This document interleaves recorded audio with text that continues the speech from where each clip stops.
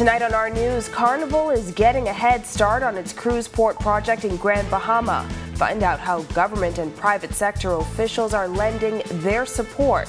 And the shop-breaking incident that led to a $63,000 drug fine. Plus, it's Emancipation Day. We take you on the streets of the capital this holiday.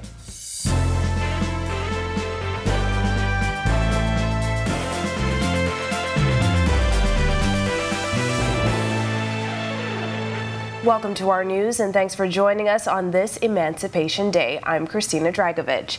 New employment opportunities are expected over the next 2.5 years on Grand Bahama with the development of the mega Carnival cruise port project in East Grand Bahama. It's expected to be completed in late 2024, but Carnival is getting a head start with a business engagement session and media briefing about the project. Tonight, our Jamila Missick explains how government and private sector officials are lending their support.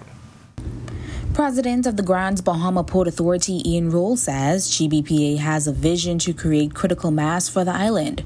Roll notes that while Grand Bahama has the infrastructure to facilitate over 250,000 persons, only about 50,000 persons reside on that northern island. He adds that one of the initiatives of the port is to grow the cruise industry. In 2019, we probably had less than 500,000 passengers coming to Grand Bahama. This one port, Newport alone, the first year, Carnival is guaranteeing 1 million passengers, and then the second year, another million. So I think we're going to be well on our way to achieving somewhat of that critical mass that's so badly needed in Grand Bahama. And we at the Grand Bahama Port Authority, we completely support this initiative. It's been a long time coming, but it's here, and we embrace it. Minister for Grand Bahama, Ginger Moxie, says the Grand Bahama community is excited about what's to take place on the island, adding that in the Davis administration's Blueprint for Change, they envisioned Grand Bahama as the home of maritime and logistics, events and entertainment, and innovation. She believes the new cruise port will bring all of that. Bahamians will be operating the businesses that exist within the cruise port. And also there's going to be a lot of opportunities within the community for community-based tourism. And so we are also working on opportunities to grow the touristic product even before the cruise port is completed in November 2024. She thanks Carnival for believing in the Bahamas. Carnival is celebrating 50 years. Our country will be celebrating 50 years next year. And so we have a lot in common, and we will continue to partner and work together. We're also, of course, working with the Grand Bahama Port Authority very closely on this project and many projects to come. And so it's about collaboration. It's about working together to ensure that we achieve the goals for Grand Bahama Island, and we're all in it together. Reporting for our news, I'm Jamila Missick. Well, 3 companies on Grand Bahama, Gold Rock, Home Design Center, and Doit Center, will be closing their doors. The official announcement made via a statement by the Del Zotto family notes that the decision stems from, quote, years of witnessing the blatant disregard for the growth of this island by the GBPA. Our news team spoke exclusively to the minister with responsibility for investments, Chester Cooper, who says he's not fully engaged in the circumstances surrounding the situation. However, he says he believes Grand Bahama is on the verge of great things happening for the economy. The government's job is to facilitate, and once we facilitate, other businesses will benefit. The Grand Bahama Port Authority has certain obligations under their agreements, and this government is going to ensure that they comply with their obligations under this agreement. The people in Grand Bahama have been crying about it for quite some time, and we are in active, high-level conversations with them as a stakeholder. We are confident that they understand the mission, and now it's about moving forward to see how we can make things happen for the ultimate benefit of the people of Grand Bahama. In other news, 2 men are in police custody tonight after police seized 5 high-powered weapons, 6 handguns, and more than 300 rounds of ammunition over the past week. Police say intelligence helped officers confiscate the weapons during 5 separate incidents from July 24th to the 31st. Investigations are ongoing. Meanwhile, a shop-breaking investigation leading to the discovery of more than $63,000 worth of suspected marijuana. Police say the drugs were found inside a business on Jean Street off Bernard Road. Preliminary reports indicate that around 12:40 this morning, officers attached to the Operation Ceasefire responded and made the discovery. No arrests were made in connection with this incident. And it still feels pretty steamy outside the R News studios. Meteorologist Greg Thompson is in the Weather Center with our Emancipation Day weather. Thanks, Christine, and a happy Emancipation Day, everybody. A very nice day today. Well, temperatures managing to get into the 90s. We're settling into the mid-80s right now, 86 under. We'll call it clear skies. There's still a few clouds out there. East-northeasterly winds at 10 miles per hour, and your field strike temperature, it's still a very warm 92 degrees on the outside. Satellite view, quiet around the islands. Ridge of high pressure at the surface dominating, and that's keeping conditions a little breezy across the central and southeastern islands, but dry across the entire chain of islands. We are expecting some Saharan dust to get near, and that ridge will continue to dominate our weather tonight to tomorrow, and we're looking for some very nice conditions, although hot tomorrow. That's your first look at weather. Your extended forecast is still to come. Still to come on our news, the Governor General tests positive for COVID-19. Plus, an apparent drowning on Mangrove Key, Andros, is now under active investigation. And a celebration of freedom on this Emancipation Day. We take you to the streets of the capital in a moment. That's coming up when our news returns.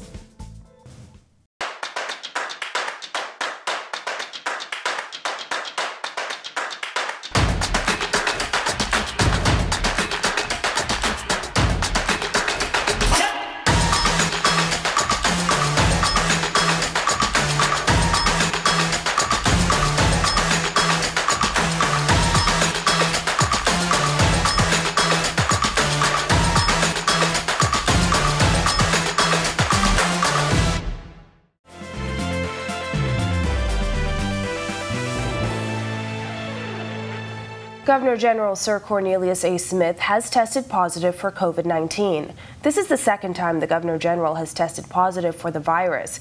He contracted COVID last August and at the time was asymptomatic. The Governor General's office has confirmed he is fully vaccinated.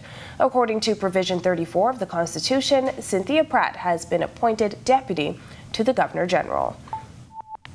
And a man is dead after an apparent drowning on Andros Saturday evening. Police on Andros say around 6:30 p.m. Saturday, 2 men dove into waters at Mangrove Key to retrieve 2 small fishing vessels that had become detached from their 42-foot fishing boat. Reports are a short time later, one of the men, a 52-year-old Pinewood Gardens resident, surfaced. However, the second man did not. Police and local mariners conducted a search of the area and at around 10:45 a.m. on Sunday morning, discovered the body of the second man in waters 300 yards off Little Harbor Creek, Mangrove Key. As the crawfish season begins, police are appealing to boaters to adhere to advisories from the Meteorology Department and ensure their vessels are equipped with safety devices to preserve life in the event of an emergency. Meanwhile, the likelihood of bill increases at Bahamas Power and Light is an unwelcome truth, according to Bahamas Electrical Workers Union President Kyle Wilson. In early July, Works and Utilities Minister Alfred Sears said government would subsidize Bahamas Power and Light rather than let the company increase the fuel surcharge. We can't control, or neither does the minister or people can control international forces in terms of pricing. With ongoing wars and issues happening, the price of fuel is increasing worldwide. We see it at the gas pumps every day. And so BPL has to use fuel to power its generators. And so with the cost of fuel going up, in all honesty, there should be some, some foreseeable increase in the price of electricity, because fuel is a major part or a major component in producing electricity. Fuel prices have been escalating in recent months due to geopolitical events stemming from the Russian-Ukrainian conflict. As the hot summer months continue, which is known to be the peak period for BPL, Wilson explains the likelihood of outages as summer continues. He says challenges are being addressed. Speaking with the CEO directly, they are addressing those challenges, and so I'm satisfied that the challenges are being addressed. When our news comes back from the break, an Emancipation Day message from the leader of the opposition. Plus, what does Emancipation Day mean to you? Our news asks the question on this August Monday. But first, Rollville Regatta and Homecoming 2022 comes to an end. The details when our news returns.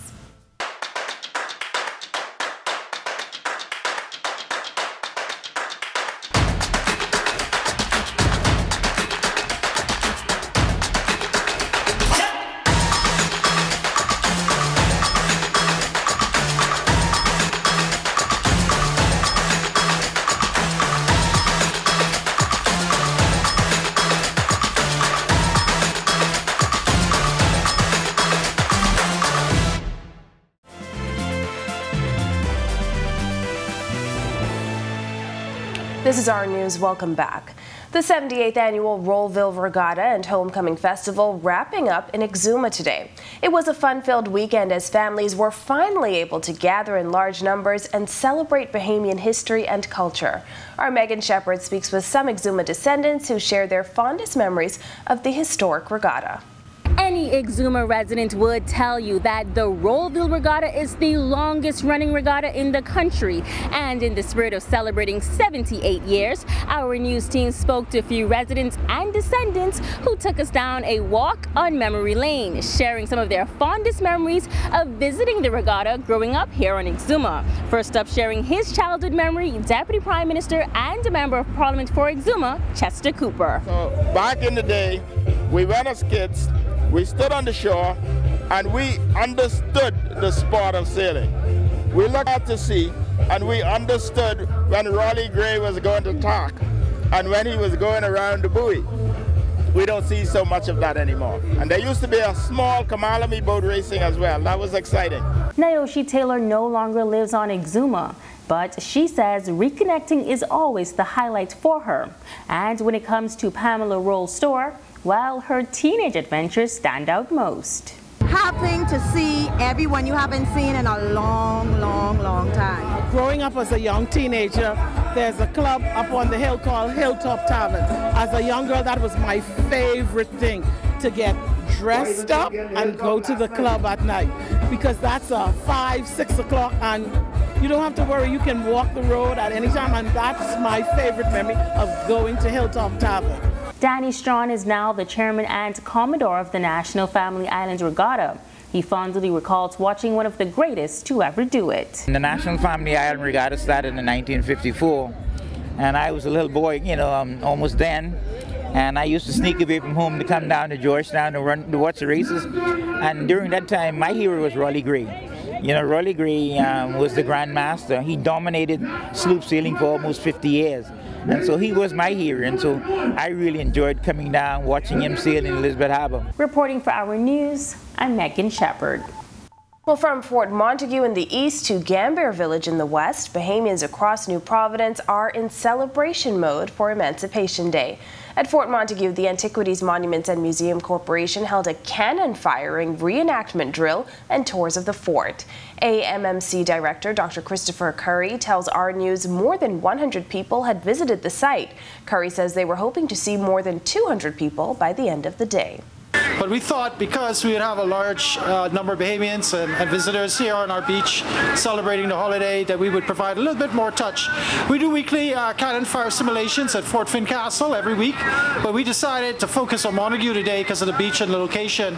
We've done 2 cannon fires already, one at 10, one at 12, and the next one will be at 3. The idea is just to give people a taste of our normal operation. Down in Gambier Village, the association hosted the 31st annual Gambier Day. There was music, food, drinks, as well as a Junkanoo rush out planned for tonight. Gambier Association Assistant Treasurer Nereen Clark says the turnout exceeded their expectations, and she hopes next year will be even bigger and better. It's been rough these past 2 days with COVID. It was a bit disappointing to us that we could not celebrate as normal, but we're just getting back into the kick of it. So hopefully next year it's going to be bigger and better. Vendors were excited to be back. Sophia's Delight owner, Sophia Mackey, telling our news the response from residents has been tremendous. She says it's good to be back after the 2-year break due to COVID-19. Feels awesome. My customers, they are like so excited, and I'm thankful too because this is my home actually where I was born, and it's exciting to see that we have the chance to, sell our product back to our community. On this Emancipation Day, Free National Movement leader Michael Pintard is encouraging Bahamians to appreciate the past while firmly facing the challenges of the future. In his Emancipation Day message, Pintard points to struggles facing members of the disabled community, among other things. Many of our brothers and sisters still live below the poverty line, and we must continue to create the right environment where they can thrive and they can prosper. We must ensure that we have livable neighborhoods where the conditions are suitable for our young people to develop in all respects, where young men no longer are turning on each other, but turning to each other in camaraderie. We have an opportunity in 2022 to do something different. Well, the Emancipation Day holiday is usually celebrated with a Junkanoo rush out, a day of beaching, sailing, or even regattas on some islands. Tonight, our Italia Hall speaks with a Bahamian researcher and author who shares the importance of the holiday, saying Bahamians must do their part to keep the peace. Emancipation Day is observed in many Caribbean countries, a celebration of the freedom of slaves in the British colonies during the mid-1800s. Researcher and author Christopher Davis says he believes emancipation and the celebration of it has diminished over the years. Emancipation isn't something for us to love over and feel bad over, but it is for us to realize the reality of our situation, the reality of our history in the Western Hemisphere. Emancipation first happened, the way that we celebrated was by having these massive rush outs where numerous people from different communities would then begin to join in to these massive celebrations. And he says it's imperative that Bahamians know their history and to keep the peace. The onus is on you, to be the hero and just stop the killing and stop the revenge and or whatever it may be that's behind it, Immerse yourself in your culture and your tradition and in your history, because this right here is our #1 unifying factor. And all nations that you look at that are successful, even if their history is not true and it's skewed and it's seeped in racism and it's seeped in colonization, they're all unified behind this idea of their identity and their history. The author says he believes Emancipation Day should be about showing love and appreciation. That fella you see, he having a rough day and, he always on the road begging, give him $1 today. To show love to each other, immerse yourself in your true culture and tradition. Go have a nice rush out and just keep the peace, man. Reporting for our news, I'm Italia Hall. Still to come on our news, we're wrapping up the long holiday weekend with hot weather. Greg is back with a look ahead in our extended forecast. Stay with us.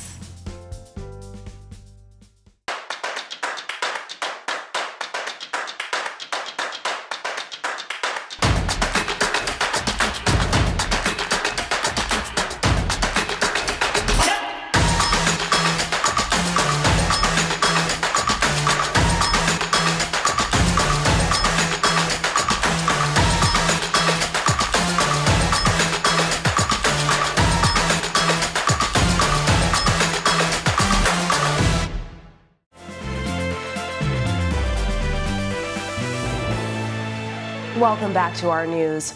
Partly cloudy skies ahead as we get the short work week started. Greg is back in the Weather Center with the forecast. Thanks again, Christina. Welcome back, everybody, for our second look at weather. Very hot Emancipation Day holiday for us today around the islands. Ridge of high pressure dominating our weather, and that's continuing to generate some breezy conditions across the central and southeast Bahamas. Also some dry air mass associated with highs still invading us. And we're expecting some Saharan dust to be moving in later on tonight and into tomorrow. So we're looking for some hazy conditions as well as that continued hot weather pattern that we've been stuck in for the last couple of days. A couple isolated showers expected, but all in all, it should be very quiet around the islands. The tropics, not very active right now. We are in the month of August right now, and this is the time we start to look out there in the Atlantic for some activity. But of course, that Saharan dust will continue to suppress tropical storm formation over the next 5 days. Boating forecast for the northwest Bahamas tonight to tomorrow. Winds will be out of the east at 10 to 15 knots, seas running 2 to 4 feet over the ocean. Your high tide will be at 11:13 tonight. For the central and southeastern islands, small craft use caution down there. Your winds easterly at 15 to 20 knots. They will be gusting at times across the southeast Bahamas, and your seas running 4 to 7 feet over open waters. Here's a look now at your national forecast.